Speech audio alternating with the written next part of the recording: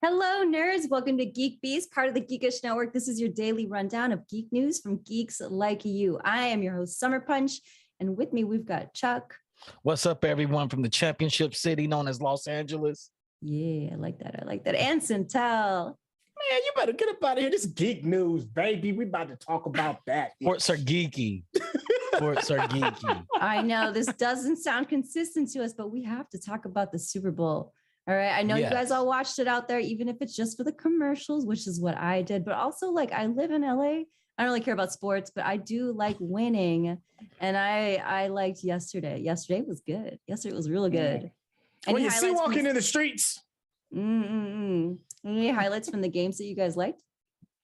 The halftime show. Yeah. All the nerd commercials. All the geek commercials, because they know where the money's at. Yeah, it was everything from Lord of the Rings to Marvel to DC. You know, everybody made everybody came in there and geeked out. Cryptocurrencies, everybody made a commercial. Yeah. Electric vehicles. Yeah. Are you this up close to the future is geek? Yes, it is. I love it. It was very geeky halftime show, but also like just commercials and everything. Did you guys notice that Eminem took a knee? I read a tweet afterwards that apparently he asked if he could take a knee, I think an ode to Colin Kaepernick, on the halftime show. The NFL said, no, absolutely not. Do not fucking do that. And he was like, okay, I won't do that. And then he did it. Good on you, Eminem. Good on you. He practiced it though. He took a knee during the rehearsals too. All three rehearsals. So I just care that he did it. Like,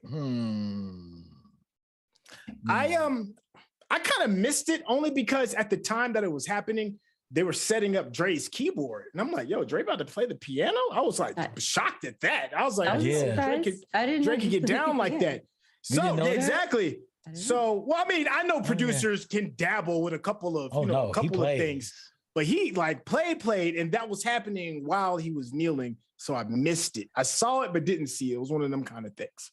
What people don't understand is Dre was able to play after he had medical issues that almost killed him. Yeah, it was called marriage. Yeah. No. Prior to the marriage. Okay. I think Dre has a stroke or something. He had a health condition that he went down and almost passed before he got divorced. Stress, bruh. Yeah, probably so. Let me stop. The dang marriage is a very it's a very sacred thing. It is. But if it ain't going right, then you got stress. You have some stresses in your life. You're gonna have some stresses in your life. So he was able to play the piano. The halftime show is amazing. Even Mary J. Blige gave a great performance. Oh, she was phenomenal. And then she just fell out. I was like, you just gonna fall out, Mary? Yo, this is what I was happy about, Mary. You know how she do that leg drag, where she be like, she do that dance. I was like, Mary feeling it. Mary feeling it. Yeah. And one more thing, I said the only good show is a heartbroken Mary. She wasn't heartbroken, and then she still gave a very good show. So I have to eat my words, and I humbly eat them. I would still rather see a broken down Mary though. Because you're gonna see her do that bop. You're gonna see her do that bop. So good. Yeah. So bad. Mary in pain is so good. Oh, hold on. Yeah. What else I like? They had 7 electric car commercials. Yeah, they did. I think everybody talked about electric car this Super Bowl. Do you feel compelled to buy an electric powered car after that? Because they were really pushing it hard. I'm on a waiting list for 2 of them. I'm gonna pick one, but I'm on a waiting list for 2. Of course you are. I'm not even surprised to hear that. Yeah, there's one in my future anyway. So I mean, it was just like, this is for the rest of the people that's trying to get on board. Yo, can I give a quick shout out to the chat real quick? Yo, shout out to Mr. Benja. He said, they said, and they're clowning 50. But he lifted himself up from a pull-up position with no effort. And that's in reference to 50 Cent trying to recreate the In the Club video where he was upside down, totally shredded, absolutely shredded. Yep. And then he tried to do it again and not quite as shredded. Dad bod. Yeah, he got a little bit of Not dad quite bod. as shredded, but he did it. He still did it. He owned it. But did he do the actual like upside down? Upside down. Yeah. Did he do the sit up though? I know he was hanging upside down. Oh, I don't know. I don't think I saw the sit up. No, he didn't do the sit up. He didn't do the sit up. He hung up there with the blood rushing to his brain. His eyes were bulging out. His neck was getting thicker. I was like, is his neck getting thicker? It was. Veins were coming out. Yo, 30 seconds. Twitter went ham. Twitter went all in. I was like, but you know what though? If anybody deserves Twitter retribution, it's 50 Cent. He's been talking reckless for years. He's been doing. They're like, they say, he was a dad bod. It's because he had that bra tee, that tank top. They call it his a bra tank top. I was like, he showed it. Yeah, I was like, yo, your memories is reckless right now, my guy. I need you to. I think he was wearing a t-shirt this time, right? It was a tank top. It was his custom-made tank top that looks like a halter top for a woman. It was like a woman's halter top. They're like, I'm like, your nipples scraping your chin, bro. You need to, get that under control. He is the king of trolling, yeah.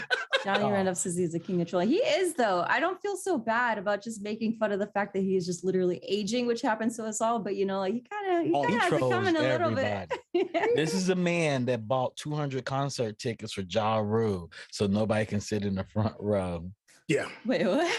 Yeah. He's legendary. He's a legendary troller. He's a troll. Yeah. He's the best troll. So don't feel sorry for him. We don't feel this sorry. This is karma. We don't. This is karma.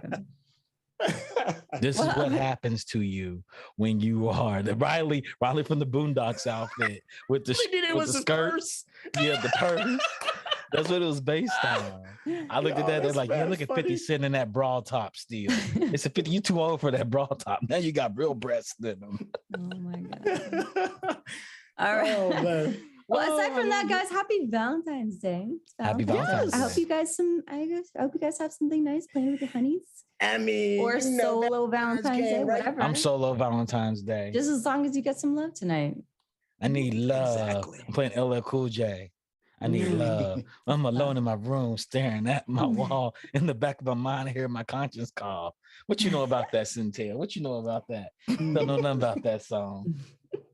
I need a girl who's as sweet as a dove. For the first time in my life, I see I need love. There was geeking about the game. But don't get me started. I'm sorry. Happy Valentine's, everybody. Happy Valentine's Day. Or Singles Awareness Day, as we like to also call it alternatively. Yeah. Either way, self-love, shared love. Either way, we hope you have love today, and every day for the matter of fact. All right, on to some other news. Some sad news. Rest in peace, Ivan Reitman, the architect behind the Ghostbusters series. So Ivan Reitman, director of Ghostbusters, Ghostbusters 2, and he was also producer of last year's Ghostbusters Afterlife films, as he had passed away on Saturday, and he was 76 years old. This man was a legend. It was blowing up all over my phone. I saw push notifications everywhere saying just mourning him. This guy is so sad. He has departed us. I'm really sad Ivan Reitman died. He did such amazing things. He made stripes, and anybody that makes stripes can't do any wrong by me. He made stripes. Oh, did you know he had the best Ghostbuster movie idea of all time? Bill Murray as Batman Bruce Wayne and David Bowie as the Joker. Okay. I heard about that. I always heard that as an urban legend, but that was really the thing. No, he pitched it. It's Ivan Reitman. He's probably blown. He's probably blown. It's like, yo, I'm gonna make a Batman movie. Why didn't they make that? That sounds like a brilliant idea. It does. Could you imagine we talking about Bill Murray Batman? It'd have changed everything. That would be off the chain. I got a chance to meet him once. His son actually hired me on his first movie. It was one of my very first Hollywood movies that I ever worked on, called Thank You for Smoking. It's really old. And his son Jason at the time was, he was cutting his teeth, and he had his pops pop in from time to time, and he was a really, really cool cat. And it's just one of those things where you see a legend pop up, and you're like, oh man, it's you. Yeah, I mean, it's a big loss. He ran the late 80s. I know it. Late 80s was his thing. Yeah, Meatballs, exactly. I was just Oh, yeah, watching Meatballs on Saturday too. It just came up on my YouTube. It's free to watch. The best camping movie you would It's ever like an watch. 80s camp movie. Yeah. Yes, and Bill Murray's in. That's all you gotta know. I don't want to describe it to you because it would get me canceled right now. Yes, they could never make it now. I mean, I think he did Stripes too. Stripes was a big one. Stripes is another movie. Yeah. He ran the late 80s. As far as like comedic movies were concerned. Yeah. Mm-hmm. Yeah. So apparently he made Kindergarten Cop too. Kindergarten Cop. Yep. I didn't know that. He did Kindergarten Cop. Yep. Okay. He made Twins. I did know that. I did know about Twins. Yep. But, he has a long laundry list. He was one of the producers on Heavy Metal, the cartoon that was the first version of anything on liquid television for MTV. Mm-hmm. Yeah, that is kind of what inspired, what helped inspire liquid TV. Liquid television, yep. Yeah. Which helped turn into Cartoon Network, what we have today. Yeah. You know what I'm happy about though regarding his passing is that he got a chance to see a really good homage that his son did for him in the 4th installment of Ghostbusters. That's nice. And it was really well done. I don't know if you saw Jason Reitman's version of Ghostbusters. It's really good. Did a really good hat tip and paying homage to everybody that helped piece it together. And I'm just happy that he was alive to see that. And he's the reason we got Michael Jordan in the movie and LeBron James. He was one of the executive producers for Space Jam. Oh yeah. Ivan Reitman was on it. He was about that. I love Space Jam. You guys know how I feel about that one. Yeah, I know. It holds up. We know how you feel. It holds up. It's still a great movie. He's one of the producers on Baywatch too. And he's making Stripes. Stripes is a TV show.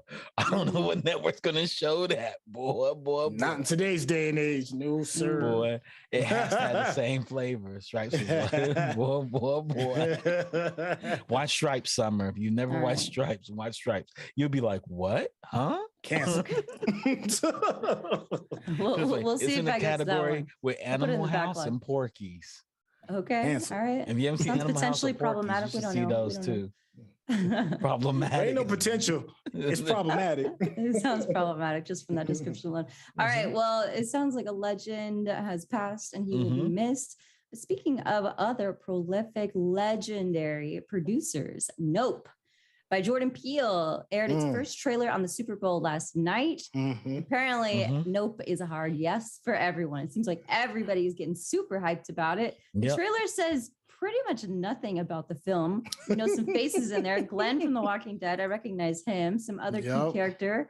But Nope's first trailer introduced Daniel Kaluuya and Keke Palmer's two cattle ranching characters who spend their days working with horses on farms while dreaming of making it big as professional horse handlers. This sounds like a Jordan Peele, but just fucking weird premise to begin with. Random.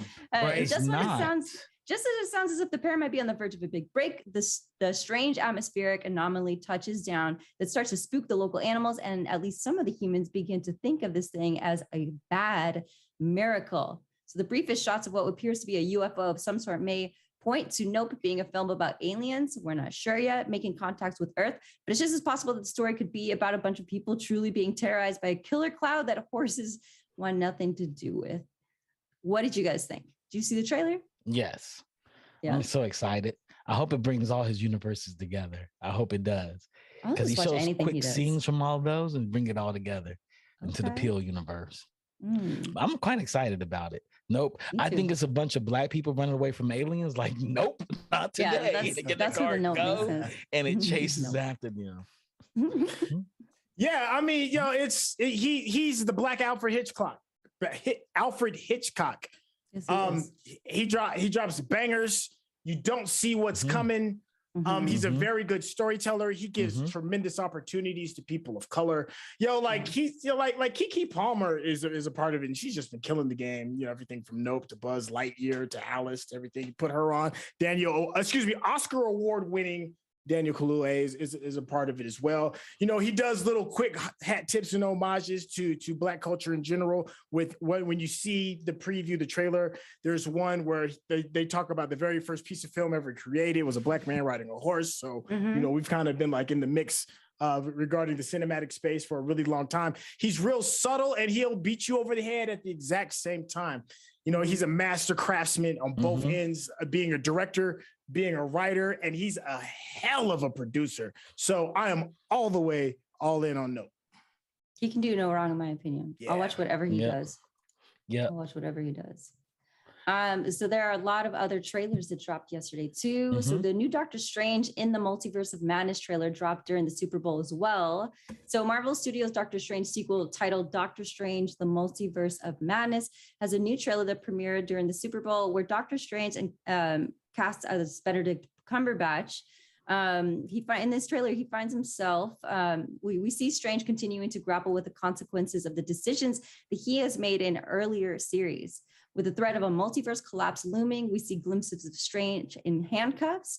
Apparently to face the judgment of his decisions, culminating in a mysterious figure, which sounded a lot like Patrick Stewart saying, "We should tell him the truth." What'd you guys think? Yeah. Oh, go. Go ahead. You go ahead, go. I'm good. I'll get in there. You look so upset. Yeah, I'm gonna let you go. As an it's employee of Disney, I'm gonna abstain and let you go off on it. I understand. Listen, it's the context in which you hear Patrick Stewart's voice, who is, if you don't know, is Professor Xavier. And then there's shots of like these chairs sitting off in the cut, and we're dealing with dealing with a bunch of different multidimensional aspects. And when you're talking about that kind of high-end, high-level type of maintenance and policing, there's a group that Professor Xavier is a part of called the Illuminati. And why this is big is because there's bangers that are part of the Illuminati. Those bangers include Reed Richards, Fantastic Four, ladies and gentlemen. There's a quick clip of something on fire. Some people think it could be Captain Marvel. A lot of folks think it could be Johnny Storm. So that's the Human Torch, in case you don't know. You know, we could have a reimagination of Iron Man, who's a part of the Illuminati as well. T'Challa, I think, was a part of it at one point in time. Black Bolt was a part of it at one time as well. And of course, Doctor Strange is too. So that's a lot of banging, huge, large names to kind of subtly hint at. And then also there's the big elephant in the room when you're dealing with Professor Xavier. X-Men, ladies and gentlemen, X-Men. So all of that is possible just off of hearing his voice. See, this is why it was the Super Bowl for the nerds, because there's so many of us out there where they're like, "Ooh, I see this. Ooh, I see that." And there's so much speculation brewing around it. We also see in the trailer that Doctor Strange confronts an evil version of himself, which just made me think of that one episode of What If, where Doctor Strange is constantly battling with himself. But I know that What If is not supposed to be connected with the films, but it seems like is. Is it? Yes, it's because canon. It's supposed to be a What canon. If. It's canon. Yes. So do you think, well, then whoa, back up for a second, because in that case, that means he could be confronting his evil version from the version that we saw in What If. Yes. Ooh, I fucking love the Doctor Strange series. I love the trippy psychedelic shit that you see in the movie too, and the multiverse and like all these time tripping realities melding together. I don't know. I fucking always love Benedict Cumberbatch too. I'm excited for this one, guys. Yeah, and we get to see Wanda really ape out. Like she's aped out a little bit, she's lost her mind a little bit. But if you're a comic book junkie nerd, then you know how bad it could really get. And that would be reason enough to want to call the Illuminati, because she's so powerful. You have to have a group like the Illuminati to figure out what could possibly be done with Wanda. Wanda's a problem, ladies and gentlemen, and it's going to be such a joy to watch these dimensions get absolutely destroyed. Yeah. And the dialogue between them, it shows that there might be an alliance, but then she's not playing ball and she's super fucking powerful. Ooh, I can't wait to see what happens. Okay, so Santal, educate us, for those in the back that do not know, what is the role of the Illuminati in the Doctor Strange universe? All right, so the Illuminati, like there's certain levels to superheroism, all right? Like if you're like the Netflix series where it came with like the Punisher and Daredevil and Luke Cage and all that, those are like street level events. Like you're trying to protect a small area like a block or like maybe a city. All right, then the next thing up is normally like Avenger level events. That's like alien invasions, like you're seeing. You're dealing with Thanos. That's an Avengers level event. And then there's another event above that, which is kind of like the Eternals, where they're dealing with like galactic kind of stuff. And then there's one more above that. And that is what the Illuminati handles. That's the stuff that breaks universes. And if that's bringing a part of it, then this verse, all of these dimensions crashing upon themselves, which we got a really good example of them in Loki. You're going to need somebody smarter and has the power and the experience to know how to kind of manage those kind of situations. And that's what Wanda could potentially be bringing to the table. That level of destruction. Okay. Good synopsis. I like it. All right, Chuck, what are you not telling us that you said you can't tell us, but you're going to tell us? I'm not saying anything. I mean, I feel as though since I'm an employee of the parent company, I'm not going to say anything. I'm just going to let y'all, bask in the glory of it all. This is all theory and speculation. It is. It's all theory and speculation. Sure. I just like Doctor Strange. Doctor Strange is one of my favorite characters. Stephen Strange has always been one of my favorite characters. So I'm just excited they have his movie coming out now. Overall, I don't really have anything to say about it. I mean, I just like Doctor Strange, and that trailer had me excited. Like, okay, I'm kind of excited about this.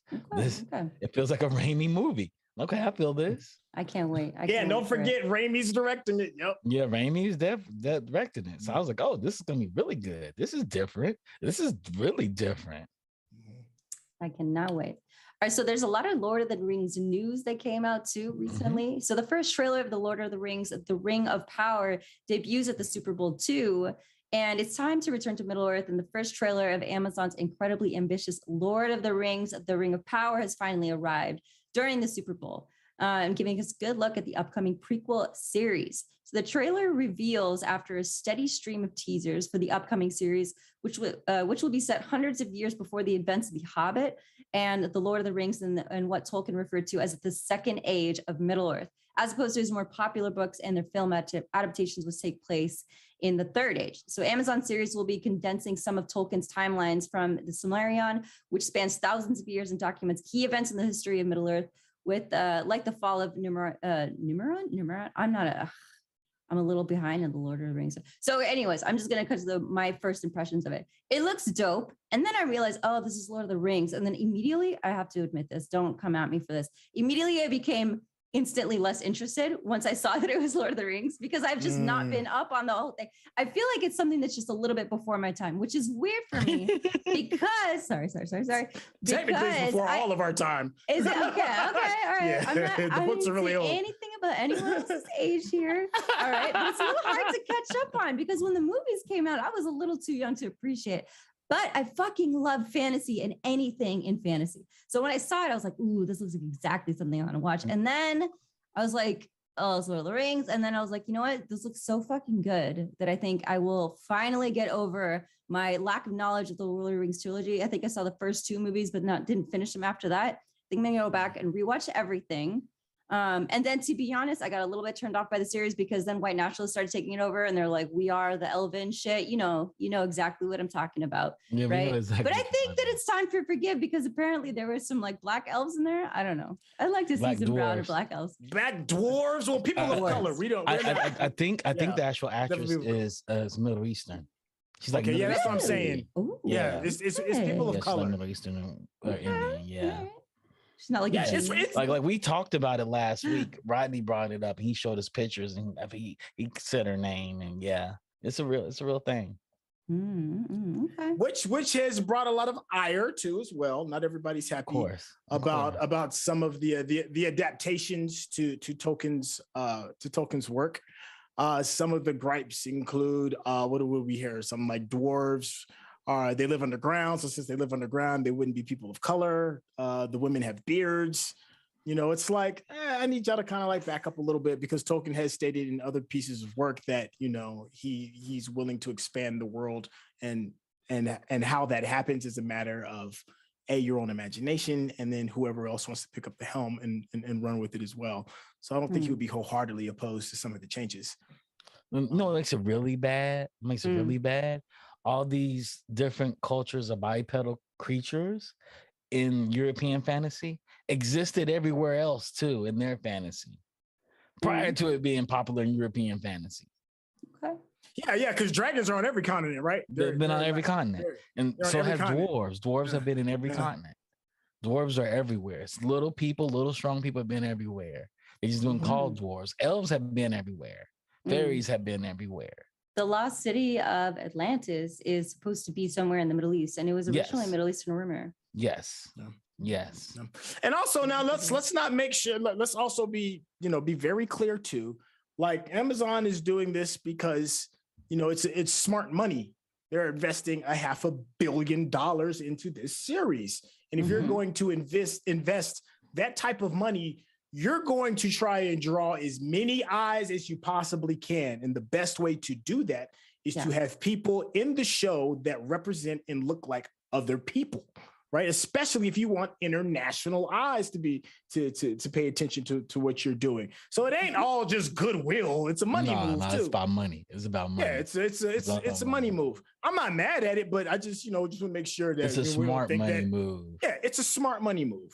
Ultimately, we're always talking about businesses here. Yeah. So I have a more nuanced approach to it. I like the way that it looks because I love fantasy, but I'm going to try to figure out how to watch it and get into it. It's a little intimidating at this point because there's so much content in that IP that it is a little hard to know where to start, but I guess I'll start with the movies. However, there's also an anime that's coming out about it, which that is even more exciting to me. So Lord of the Rings anime is slated for April 2024 release. And here's the first look comes. It's called Lord of the Rings, The War of the Rohirrim. Am I saying that right? Rohirrim? I don't know if I pronounced that whitish word right, but the feature-length anime announced in 2021 is slated for April 12th, 2024 release date. And alongside the release date, Warner Brothers shared some concept art from the film. In The Lord of the Rings, The War of Rohirrim will tell a story of Helm's Deep, focusing on the life and blood-soaked times of one of Middle-earth's most legendary figures, the mighty King of Rohan, Helm Hammerhand. What do you guys think about this? Will you watch it? Thoughts? Well, let me ask Chuck, because you'll probably know this. Is it really an anime? It's an anime. It's like is it technically an anime, or is it just American drawn? I have to look. It's directed by Kenji Kamiyama. So okay, and it's coming through Warner Brothers Picture, and Warner Brothers does really good anime. So Kenji he did Blade Runner, Black Lotus. So I think it is. I like to say anime when it comes to a Japanese studio is anime because they have a different animation aesthetic than what would come through France, than what come through American animation. Right. So I'm gonna throw it in anime from if it comes from Asia and has been influenced by Japan. Okay. Well, we're noticing a pattern, right? Like we saw with The Witcher. The Witcher had released an animated version. I don't know if it's technically anime per se, and that's dealing more with that kind of world. We're dealing with armor and swords and magic. We see what's absolutely killing the trending with The Legend of Vox Machina, which is loosely based on Dungeons and Dragons, which Dungeons and Dragon is loosely based off of Tolkien. A lot of that is heavily inspired off Tolkien. And they decided to go animation as well. So right now, it just seems like that is that area's wheelhouse. Like if you're going to do this movie and this TV show, you're probably going to have a game that's going to come along with it. And then you're going to want to do an animated series to go with it. It's like the four-headed dragon. Absolutely. Yeah. So, that kind of IP is just like fertile soil for animated series spinoffs, and that's what all these brands are doing. They're just widening the breadth of content that comes through that IP and just making those wells deeper too. Makes business sense. But if it's an anime, if it's got cool animation, I don't even care if it's Lord of the Rings. I'll still watch it. Let me ask you a question, Chuck. Is anime? Have we gotten so far into the world of animation in general that anime now is just more or less a catchphrase, or is the culture still intact? I think I think the culture is still intact. Interesting. I started doing digging. So Solar Digital Arts is going to be the company that's going to produce this. They're a 3D animation house. So one thing that Japan's been trying to do is moving to 3D animation. Number one, it's less expensive once you get it up and running, and you can do way more camera moves with it. So Solar's going to do it. So anime in itself is more than just the frame rates and animation in itself. Animation in itself is more, it's the visual language, for example. Like the teardrop in front of your head on the left or right side, or behind your head on the left or right side. It's the chibis when you use chibis. There's a lot that goes into anime that just ripped straight out of manga, and they just animated a little bit. You know, where animation, you can look at an anime scene and it'd be totally off in timing and totally off in repercussions. But I mean, in repetition of movement, but it's the feel and the motion that comes behind it that sells it. Okay. There's a lot of more than just art styles, because there's so many different anime art styles, you know. All right, I like it. All right, guys. Well, that concludes the news segment of our show for today. Thank you guys for tuning in. I know it's already done. So GeekBeast, if you didn't know, is now in podcast form as well. So if you missed our live stream, no worries. You can listen to us the following day on Apple Podcasts, Spotify, or wherever you get your podcasts or audio streaming services. Subscribe to us and leave us a review. It helps people find the show. So please subscribe to our YouTube channel, youtube.com/The Geekish Network. Like on Facebook, facebook.com, The Geekish Network. And our Twitch is still live, but we'll be doing gaming streams, charity streams, cooking streams there. And please consider subscribing to the channels there as well. If you have Amazon Prime, you can click the link in the account and sub to us using your Prime gaming account. It costs you nothing, but it helps us out a ton. Thank you to Rodney for producing the show tonight. And we will see you guys all tomorrow. Bye.